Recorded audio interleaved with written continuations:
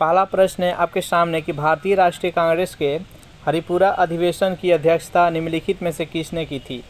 चित्तरंजन दास ने, जेपी कृपलानी ने, सुभाष चंद्र बोस ने और पंडित जवाहरलाल नेहरू ने। बताइए यहाँ पर 1 नंबर प्रश्न का सही आंसर क्या है? भारतीय राष्ट्रीय कांग्रेस के हरिपुरा अधिवेशन की अध्यक्षता किसने की थी? तो 1 नंबर प्रश्न का जो भी कैंडिडेट यहाँ पर ऑप्शन नंबर सी बता रहे हैं, सुभाष चंद्र बोस, बिल्कुल ही सही जवाब है। बेहद ही इंपॉर्टेंट प्रश्न है ये। नेक्स्ट यहाँ पर सेकेंड प्रश्न है कि 1940 में मुस्लिम लीग के अधिवेशन में पाकिस्तान के सृजन का प्रस्ताव किसने रखा था? मोहम्मद अली जिन्ना ने, बी है मोहम्मद इकबाल ने, सी है चौधरी रहमत अली ने और डी है खलीकुज्मे ने। बताइए यहाँ पर सेकेंड प्रश्न का सही आंसर क्या है? तो जो भी कैंडिडेट यहाँ पर ऑप्शन नंबर डी के साथ जा रहे हैं, खलीकुज्मे, बिल्कुल ही सही जवाब है। चलिए नेक्स्ट यहाँ पर 3 प्रश्न है आपके सामने। बेहद इंपॉर्टेंट प्रश्न है कि कैबिनेट मिशन योजना के अंतर्गत संविधान निर्मात्री परिषद में प्रत्येक प्रांत को आवंटित सदस्य संख्या निर्धारित करने के लिए एक प्रतिनिधि कितनी जनसंख्या के अनुपात में था? 8 लाख व्यक्ति, 10 लाख व्यक्ति, 11 लाख व्यक्ति और 12 लाख व्यक्ति। बताइए यहाँ पर 3 प्रश्न का सही आंसर क्या है? तो जो भी कैंडिडेट यहाँ पर ऑप्शन नंबर बी के साथ जा रहे हैं, 10 लाख व्यक्ति, बिल्कुल ही सही जवाब है। 10 लाख व्यक्ति पर एक सीट आवंटित किया गया।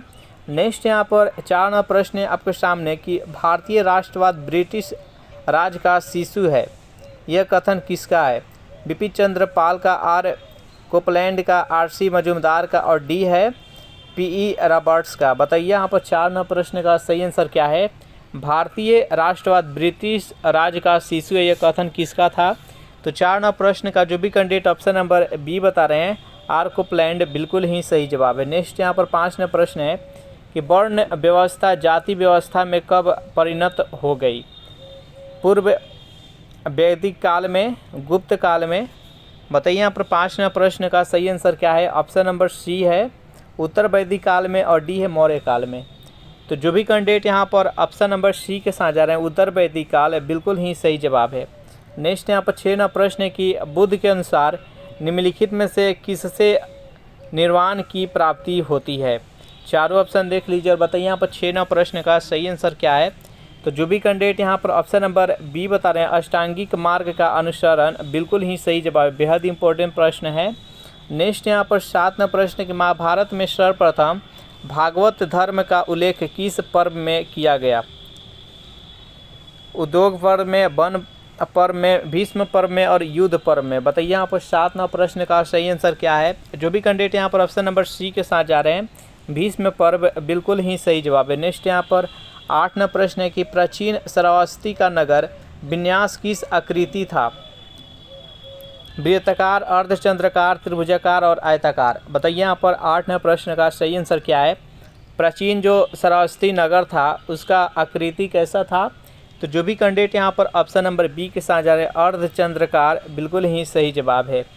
नेक्स्ट यहाँ पर 9 प्रश्न है कि 9 मुसलमान निम्नलिखित में से कौन थे? दिल्ली के पास बसे मंगोल के वंशज जिन्होंने इस्लाम स्वीकार कर लिया था। इस्लाम स्वीकार करने वाले हिंदू, खलजी सुल्तान और इलबरी सुल्तान। बताइए यहाँ पर 9 प्रश्न का सही आंसर क्या है? तो जो भी कैंडिडेट यहाँ पर ऑप्शन नंबर ए बता रहे हैं कि दिल्ली के पास बसे मंगोल के वंशज जिन्होंने इस्लाम स्वीकार कर लिया था, यही 9 मुसलमान है। जो भी कैंडिडेट यहाँ पर ऑप्शन नंबर ए के साथ जा रहे हैं, बिल्कुल ही सही जवाब है। 10 प्रश्न की 13वीं सदी में बख्तियार खिलजी ने बंगाल के किस राजा को पराजित किया था? ऑप्शन नंबर ए है महिपाल को, बी है लक्ष्मण सेन को, सी है शशांक को और डी है गृहवर्मन को। बताइए यहाँ पर 10 प्रश्न का सही आंसर क्या है? जो भी कैंडिडेट यहाँ पर ऑप्शन नंबर बी के साथ जा रहे हैं, लक्ष्मण सेन, बिल्कुल ही सही जवाब है। और बख्तियार खिलजी के द्वारा ही नालंदा विश्वविद्यालय को तोड़वाया गया था और ध्वस्त करवाया गया था, जला दिया गया था, याद रखिएगा। नेक्स्ट यहाँ पर 11 प्रश्न है, निम्नलिखित में से कौन सी साहित्यिक कृति कृष्णदेव राय ने लिखी थी? कविराज मार्गा, उषा परिणाम, अमुक्त मल्याद और कथा सरिस्त थागा। बताइए यहाँ पर 11 प्रश्न का सही आंसर क्या है? बेहद इंपॉर्टेंट प्रश्न है। इनमें से कौन सा साहित्य कृति है जो कि कृष्णदेव राय के द्वारा लिखा गया था? 11 प्रश्न का जो भी कैंडिडेट यहाँ पर ऑप्शन नंबर सी बता रहे हैं, अमुक्त मल्याद, बिल्कुल ही सही जवाब है।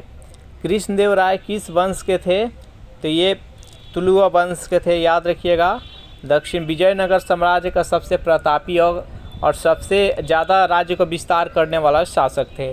नेक्स्ट यहाँ पर 12वां प्रश्न है कि विजयनगर के किस शासक ने चीन के सम्राट के पास अपना राजदूत भेजा था? हरिहर प्रथम ने, बुक्का ने, कृष्णदेवराय ने, अष्टालू और नरसिंह ने। बताइए यहाँ पर 12वां प्रश्न का सही आंसर क्या है? तो जो भी कैंडिडेट यहाँ पर ऑप्शन नंबर बी बता रहे हैं, बुक्का प्रथम, बिल्कुल ही सही जवाब है। 13वां प्रश्न है आपके सामने, बेहद इंपॉर्टेंट प्रश्न है, बेहद ही सिंपल इंपॉर्टेंट प्रश्न है। घूमर कहाँ का लोक नृत्य है? मिजोरम का, पुडुचेरी का, गुजरात का और राजस्थान का? जल्दी से कमेंट कीजिए। 13वां प्रश्न का सही आंसर क्या है? घूमर कहाँ का लोक नृत्य है? तो जो भी कैंडिडेट यहाँ पर ऑप्शन नंबर डी बता रहे हैं, राजस्थान, बिल्कुल ही सही जवाब है। नेक्स्ट यहाँ पर 14वां प्रश्न है, निम्नलिखित में से कौन सा एक सही सुमेलित नहीं है? शेरपा नेपाल से, थारू उत्तराखंड से, टोडा दक्षिण भारत से और जुलू उड़ीसा से। बताइए यहाँ पर 14वां प्रश्न का सही आंसर क्या है? निम्नलिखित में से कौन सा सही सुमेलित नहीं है? तो जुलू उड़ीसा से सही सुमेलित नहीं है, तो इसका राइट आंसर हो जाएगा ऑप्शन नंबर डी। नेक्स्ट यहाँ पर 15वां प्रश्न है कि पश्चिमी राजस्थान की मिट्टी में किसकी मात्रा अधिक होती है? एल्युमिनियम का, कैल्शियम का, नाइट्रोजन का? बताइए यहाँ पर 15वां प्रश्न का सही आंसर क्या है? पश्चिमी राजस्थान के मिट्टिया में किसकी मात्रा सबसे अधिक होती है? तो कैल्शियम की होती है। जो भी कैंडिडेट यहाँ पर ऑप्शन नंबर बी के साथ जा रहे हैं, बिल्कुल ही सही जवाब है। चलिए नेक्स्ट क्वेश्चन देख लेते हैं। सेशन आप लोग को अच्छा लग रहा है तो जल्दी से लाइक और अपने दोस्तों के पास शेयर कर दिए। जितने भी स्टडी आपके पास ग्रुप है, टेलीग्राम है या व्हाट्सएप है, उसमें इसको प्रयास कीजिएगा शेयर करने के लिए। 16वां प्रश्न है कि संसार का आर्द्रतम स्थान कौन सा है? चेरापूंजी, मासिनराम, सिंगापुर और बायलिन? बताइए यहाँ पर 16वां प्रश्न का सही आंसर क्या है? संसार का सबसे आर्द्रतम स्थान कौन सा है? तो मासिनराम है। किस राज्य में है? तो ये मेघालय में, याद रखिएगा। तो जो भी कैंडिडेट यहाँ पर ऑप्शन नंबर बी के साथ जा रहे हैं, बिल्कुल ही सही जवाब है। नेक्स्ट यहाँ पर 17वां प्रश्न है कि बेतार संचार पृथ्वी के सतह को निम्नलिखित द्वारा परिवर्तित किया जाता है? क्षोभ मंडल, संताप मंडल, आयन मंडल और बहिर्मंडल? बताइए यहाँ पर 17वां प्रश्न का सही आंसर क्या है? बेतार संचार पृथ्वी की सतह को निम्नलिखित द्वारा परिवर्तित किया जाता है। तो 17वां प्रश्न का जो भी कैंडिडेट यहाँ पर सी बता रहे हैं, आयन मंडल, बिल्कुल ही सही जवाब है। नेक्स्ट यहाँ पर 18वां प्रश्न है कि निम्न में से कौन सा बांध नर्मदा पर नहीं है? बरगी बांध, ओंकारेश्वर बांध, इंदिरा सागर और बाण सागर? बताइए यहाँ पर 18वां प्रश्न का सही आंसर क्या है? निम्नलिखित में से कौन सा बांध नर्मदा नदी पर नहीं है? तो 18वां प्रश्न का जो भी कैंडिडेट यहाँ पर डी बता रहे हैं, बाण सागर, बिल्कुल ही सही जवाब है। नेक्स्ट यहाँ पर 19वां प्रश्न है कि दामोदर घाटी निगम की स्थापना कब हुई थी? 1945 में, 1946 में, 1947, 1948? बताइए यहाँ पर 19वां प्रश्न का सही आंसर क्या है? दामोदर घाटी निगम की स्थापना कब हुई थी? तो 19वां प्रश्न का जो भी कैंडिडेट यहाँ पर डी बता रहे हैं, 1948, बिल्कुल ही सही जवाब है। चलिए नेक्स्ट यहाँ पर 20वां प्रश्न बेहद इंपॉर्टेंट प्रश्न है कि संसार का सर्वाधिक जनसंख्या घनत्व वाला मरुस्थल कौन सा है? सहारा, गोभी, थार और कालाहारी? बताइए यहाँ पर 20वां प्रश्न का सही आंसर क्या है? संसार का सर्वाधिक जनसंख्या घनत्व वाला मरुस्थल कौन सा है? तो 20वां प्रश्न का जो भी कैंडिडेट यहाँ पर ऑप्शन नंबर सी के साथ जा रहे हैं, थार मरुस्थल, बिल्कुल ही सही जवाब है। ये कहाँ पर है? तो ये भारत में है। नेक्स्ट यहाँ पर 21वां प्रश्न है कि निम्नलिखित फसलों में से किसे हरित क्रांति का सर्वाधिक लाभ उत्पादन और उत्पादकता दोनों में हुआ? ज्वार में, मक्का में, चावल और गेहूं में? बताइए यहाँ पर 21वां प्रश्न का सही आंसर क्या है?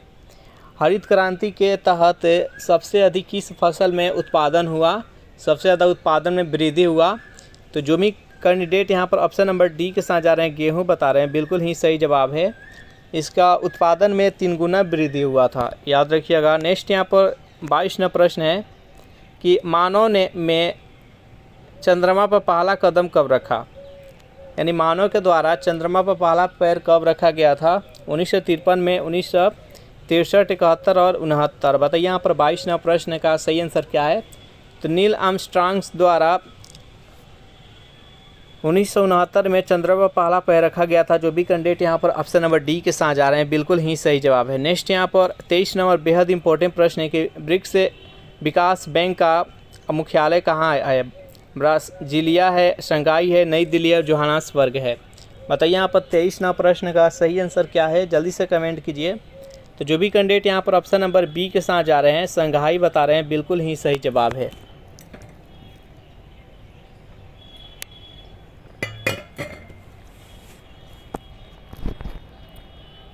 नेक्स्ट यहाँ पर 24वां प्रश्न है कि दादा भाई नौरोजी ने 1867 से 1868 में भारत का प्रति व्यक्ति आय कितना बताया था?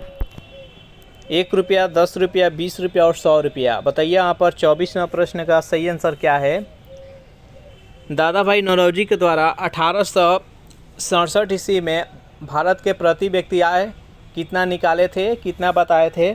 तो 24वां प्रश्न का जो भी कैंडिडेट यहाँ पर सी बता रहे हैं, 20 रुपया, बिल्कुल ही सही जवाब है। नेक्स्ट यहाँ पर 25वां प्रश्न है, भारत में बैंकों द्वारा प्राथमिक क्षेत्र से तात्पर्य किसको ऋण देने से है?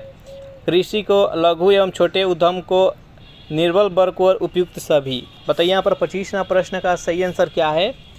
तो भारत में बैंकों द्वारा प्राथमिक क्षेत्र से तात्पर्य किस को ऋण देने से है? तो कृषि को भी है, लघु एवं छोटे उद्यम को भी है, दुर्बल वर्ग को भी है, यानी उपयुक्त सभी इसका राइट आंसर हो जाएगा। जो भी कैंडिडेट यहाँ पर ऑप्शन नंबर डी के साथ जा रहे हैं, बिल्कुल ही सही जवाब है। नेक्स्ट यहाँ पर 26वां प्रश्न है कि केलकर समिति की सिफारिशों को ध्यान में रखते हुए कब से कोई नया क्षेत्रीय ग्रामीण बैंक स्थापित नहीं किया गया? अप्रैल 1984 से अप्रैल 1985, ऑप्शन नंबर सी है अप्रैल 1986 और अप्रैल 1987। बताइए यहाँ पर 26वां प्रश्न का सही आंसर क्या है।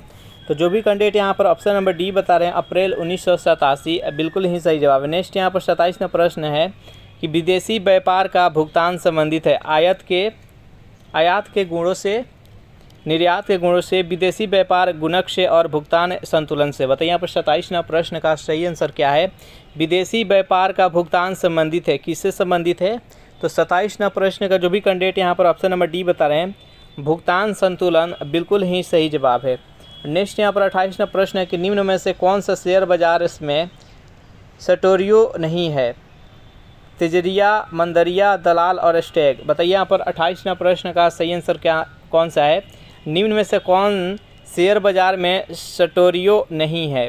तो 28वां प्रश्न का जो भी कैंडिडेट यहाँ पर सी बता रहे हैं, दलाल, बिल्कुल ही सही जवाब है। शेयर बाजार में किसी प्रकार का दलाल नहीं है, तो इसका राइट आंसर है ऑप्शन नंबर सी। नेक्स्ट यहाँ पर 29वां प्रश्न कि जो व्यक्ति संसद का सदस्य नहीं है वह केंद्रीय मंत्री रह सकता है, कितने माह या वर्ष के लिए रह सकता है अगर वह व्यक्ति संसद का सदस्य नहीं है? तो बताइए 1 वर्ष, 6 माह के लिए, 3 माह के लिए और 1 माह के लिए। बताइए यहाँ पर 29वां प्रश्न का सही आंसर क्या है। तो जो भी कैंडिडेट यहाँ पर ऑप्शन नंबर बी बता रहे हैं, 6 माह के लिए, बिल्कुल ही सही जवाब है। नेक्स्ट यहाँ पर 30वां प्रश्न है कि भाषा के आधार पर राज्यों का गठन हेतु राज्य पुनर्गठन आयोग की स्थापना कब की गई थी? 1956 में, 1856 में, 1957 और डी है 19, इनमें से कोई नहीं। बताइए यहाँ पर 30वां प्रश्न का सही आंसर क्या है। तो भाषा के आधार पर राज्यों का पुनर्गठन के लिए इस आयोग का स्थापना कब हुआ था? तो 1956 में, और इस आयोग के तहत 14 राज्यों का गठन किया गया था भाषा के आधार पर। नेक्स्ट यहाँ पर 31वां प्रश्न है, किसी जाति तथा जनजाति को अनुसूचित जाति तथा अनुसूचित जनजाति घोषित करने हेतु शक्ति संपन्न संवैधानिक पदाधिकारी भारत के राष्ट्रपति होते हैं, भारत का प्रधानमंत्री होते हैं, समाज कल्याण मंत्री होता है, अनुसूचित जाति अनुसूचित जनजाति आयोग का अध्यक्ष होते हैं। बताइए यहाँ पर 31वां प्रश्न का सही आंसर क्या है। तो जो भी कैंडिडेट यहाँ पर ऑप्शन नंबर ए बता रहे हैं, भारत का राष्ट्रपति के हाथ में होता है, तो इसका राइट आंसर हो जाएगा ऑप्शन नंबर ए।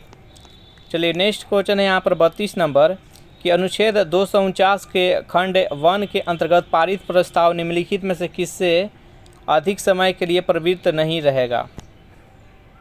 जल्दी से बताइए 32वां प्रश्न का सही आंसर क्या है। प्रश्न कह रहा है कि अनुच्छेद 249 के खंड 1 के अंतर्गत अगर कोई प्रस्ताव पारित किया जा रहा है तो किससे अधिक समय तक प्रवृत्त नहीं रखा जा सकता? 1 माह, 3 माह, 6 माह और 1 वर्ष। तो 32वां प्रश्न का जो भी कैंडिडेट यहाँ पर डी बता रहे हैं, यानी 1 वर्ष, बिल्कुल ही सही जवाब है।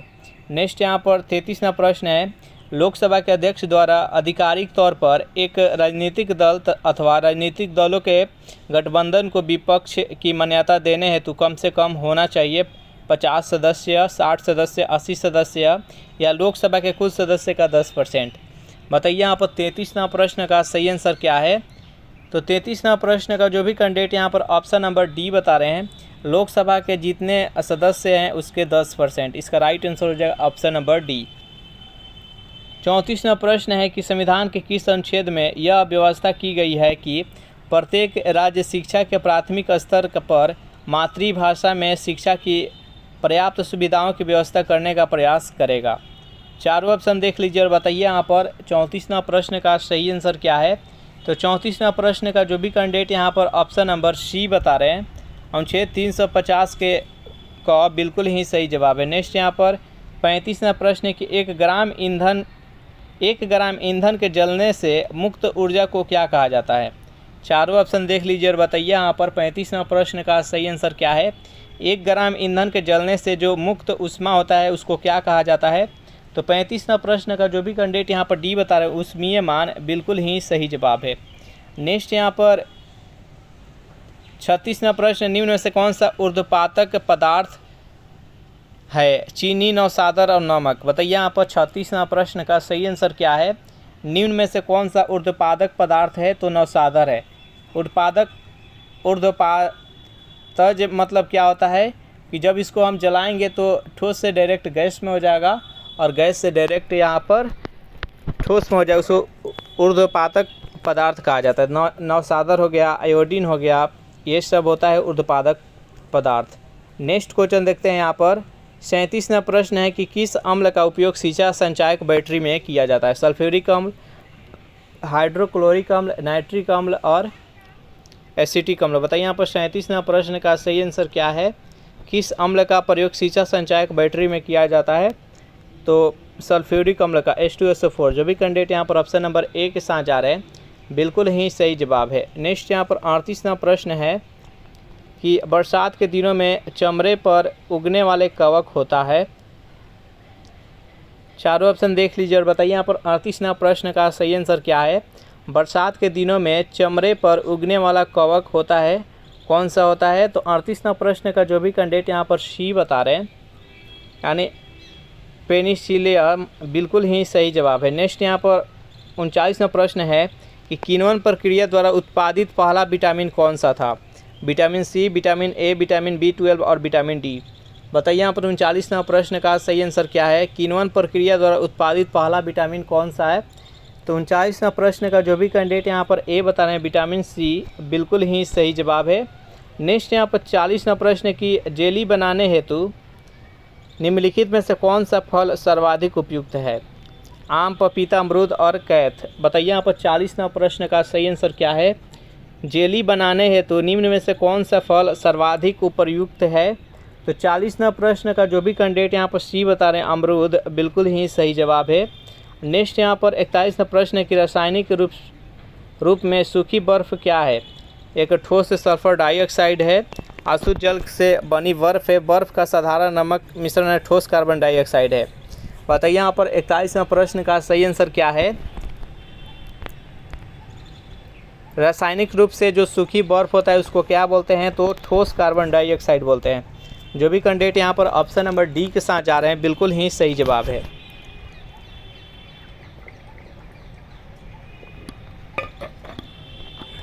बयालीसवां प्रश्न है कि दांतों पर जमी परतें बनी रहती है केवल भोजन के कणों से, भोजन के कण और थूक से, भोजन के कण, थूक और मुख अम्लों से और भोजन के कण, थूक, मुख अम्ल और बैक्टीरिया से। बताइए यहाँ पर 42वां प्रश्न का सही आंसर क्या है। तो इसका राइट आंसर हो जाएगा ऑप्शन नंबर डी, भोजन के कण, थूक, मुख अम्ल और बैक्टीरिया ये सभी से बना रहता है। क्या बना रहता है। तो दांतों पर जमी परतें। इसका राइट आंसर हो जाएगा ऑप्शन नंबर डी। नेक्स्ट यहाँ पर 43वां प्रश्न है आपके सामने कि स्वर्णकारों द्वारा प्रयोग में आने वाला एक्वारेजिया निम्न में से मिलकर बनाया जाता है। यानी जो सुनार होता है उसके पास एक्वारेजिया होता है। तो जो एक्वारेजिया बनाया जाता है किसके किसके मिलाकर बनाया जाता है। नाइट्रिक अम्ल और सल्फ्यूरिक अम्ल को, नाइट्रिक अम्ल, हाइड्रोक्लोरिक अम्ल, सल्फ्यूरिक अम्ल, हाइड्रोक्लोरिक अम्ल, सिट्रिक अम्ल और बेंजोइक अम्ल। बताइए यहाँ पर 43वां प्रश्न का सही आंसर क्या है। तो जो एक्वारेजिया होता है नाइट्रिक अम्ल तथा हाइड्रोक्लोरिक अम्ल का मिक्स रहता है, तो इसका राइट आंसर है ऑप्शन नंबर बी। नेक्स्ट यहाँ पर 44वां प्रश्न है कि विद्युत उपकरणों में अर्थ उपयोग होता है खर्च को कम करने के लिए, क्योंकि उपकरण 3 फेज में काम करते हैं, सुरक्षा के लिए और फ्यूज के रूप में। बताइए यहाँ पर 44वां प्रश्न का सही आंसर क्या है। तो जो विद्युत उपकरण होता है उसमें अर्थ यानी अर्थिंग बोलते हैं जिसको पृथ्वी के अंदर लगा रहता है, तो इसका उपयोग क्यों करते हैं, तो सुरक्षा के लिए करते हैं। जो भी कैंडिडेट यहाँ पर ऑप्शन नंबर सी के साथ जा रहे हैं बिल्कुल ही सही जवाब। 45वां प्रश्न आपके सामने बेहद इंपॉर्टेंट प्रश्न है कि रॉकेट किस सिद्धांत पर कार्य करता है। न्यूटन का तृतीय नियम, न्यूटन का प्रथम नियम, न्यूटन का द्वितीय नियम और आर्किमिडीज का सिद्धांत। बताइए यहाँ पर 45वां प्रश्न का सही आंसर क्या है। रॉकेट किस सिद्धांत पर कार्य करता है, जल्दी से कमेंट कीजिए। 45वां प्रश्न का जो भी कैंडिडेट यहाँ पर ऑप्शन नंबर ए बता रहे हैं, रॉकेट जो होता है न्यूटन का तृतीय नियम पर कार्य करता है, इसका right answer option number A. Rocket पीछे की तरफ धक्का देता है और आगे की तरफ बढ़ता है, ये न्यूटन का तृतीय नियम है, इसका राइट आंसर है ऑप्शन नंबर ए। नेक्स्ट यहाँ पर 46वां प्रश्न है कि हाइड्रोजन से भरा रबर का गुब्बारा वायु में ऊपर जाकर फट जाता है, क्योंकि हाइड्रोजन का भार बढ़ जाता है, वायु दाब बढ़ जाता है, हाइड्रोजन का दाब घट जाता है, वायु दाब घट जाता है। बताइए यहाँ पर 46वां प्रश्न का सही आंसर क्या है। तो 46वां प्रश्न का जो भी कैंडिडेट यहाँ पर ऑप्शन नंबर डी बता रहे हैं, वायु दाब ऊपर जाने पर घट जाता है, इसका राइट आंसर है ऑप्शन नंबर डी। नेक्स्ट यहाँ पर 47वां प्रश्न है कि किस राज्य को पहले नेफा के रूप में जाना जाता था। नागालैंड को, मणिपुर को और अरुणाचल प्रदेश को। बताइए यहाँ पर 47वां प्रश्न का सही आंसर क्या है। निम्न में से किस राज्य को पहले नेफा के नाम से जाना जाता था। तो जो भी कैंडिडेट यहाँ पर ऑप्शन नंबर सी बताएं, अरुणाचल प्रदेश, बिल्कुल ही सही जवाब है। नेक्स्ट क्वेश्चन है आपके सामने 48वां प्रश्न है, लुफ्थहांसा किस देश की विमान सेवा है। जापान का, जर्मनी का, फ्रांस का और इटली का। बताइए यहाँ पर 48वां प्रश्न का सही आंसर क्या है। लुफ्थहांसा किस देश की विमान सेवा है। जो भी कैंडिडेट ऑप्शन नंबर बी बता रहे हैं, जर्मनी, बिल्कुल ही सही जवाब है। नेक्स्ट यहाँ पर 49वां प्रश्न है कि मैला आंचल किसकी उत्कृष्ट रचना है। महादेवी वर्मा का, सुभाषद्रा कुमारी चौहान का, हजारी प्रसाद द्विवेदी का और फणीश्वरनाथ रेणु का। बताइए यहाँ पर 49वां प्रश्न का सही आंसर क्या है। मैला आंचल किसकी उत्कृष्ट रचना है। तो 49वां प्रश्न का जो भी कैंडिडेट यहाँ पर डी बता रहे हैं, फणीश्वरनाथ रेणु, बिल्कुल ही सही जवाब है। चलिए नेक्स्ट यहाँ पर 50वां प्रश्न देख लेते हैं, किसकी मृत्यु के बाद से शहीद दिवस मनाया जाता है। पंडित जवाहरलाल नेहरू, महात्मा गांधी, लाल बहादुर शास्त्री और इंदिरा गांधी। बताइए यहाँ पर 50वां प्रश्न का सही आंसर क्या है, कि इसकी मृत्यु के पश्चात शहीद दिवस के रूप में मनाया जाता है। तो 30 जनवरी 1948 ईस्वी को महात्मा गांधी का देहांत हुआ और उन्हीं के देहांत के जिस दिन हुआ उसी के रूप में 30 जनवरी को शहीद दिवस के रूप में मनाया जाता है। तो इस प्रश्न का राइट आंसर है ऑप्शन नंबर बी। तो इस प्रकार से ये सेशन यहीं पर समाप्त हो रहा है। ये सेशन आप लोग को कैसा लगा जरूर कमेंट करके बताइएगा। सेशन आप लोग को अच्छा लगा हो तो वीडियो को लाइक कर दीजिए, अपने दोस्तों के पास शेयर कर दीजिए, और इसका अगर पीडीएफ चाहिए तो उसके लिए टेलीग्राम ग्रुप बना दिए हैं, जिसका लिंक इसी वीडियो के नीचे डिस्क्रिप्शन में मिल जाएगा, वहाँ से ज्वाइन करके पीडीएफ डाउनलोड कर सकते हैं। Thanks for watching this video. मिलते हैं नेक्स्ट वीडियो में।